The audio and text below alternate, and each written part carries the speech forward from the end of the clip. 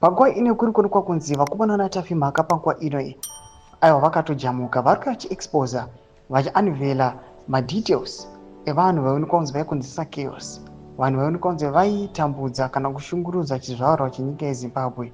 Ndisati ndapinda mashoko eanother version ari kuuya panapa achitsanangura some other individuals vaionekwa kunzi these were colonels vaionekwa panguva ino vakashungurudza vanhu pagungura hundi. Don't forget subscribe like on the bell icon. Timinda paendo Tafimhaka anobuda nyora achiti anoposta this picture amuri kuona iri buda nyora achiti among the soldiers Colonel Emmanuel Karande of the 5th Brigade stood out as one of the most notorious killers.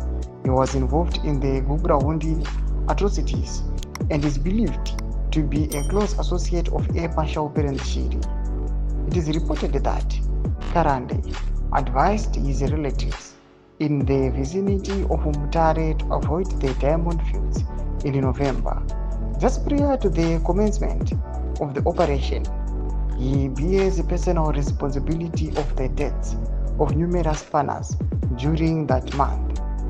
A close family member characterized him as extremely cruel and possessing a strong desire for violence. Operation Akudzoki, what happened in Chiazo.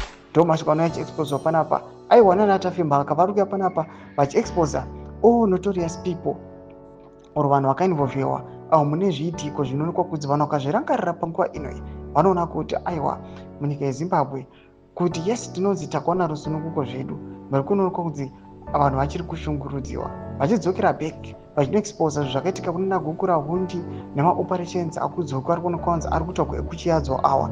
Imbotiudzai mimi munoti kudii pamusoro pemashoko atati tichidhilivha musoro anhasi according to Tafimhaka sematauro aaita tomboya panguva ine tomboshaya paviews nemaideas edu kuti what do you think about it.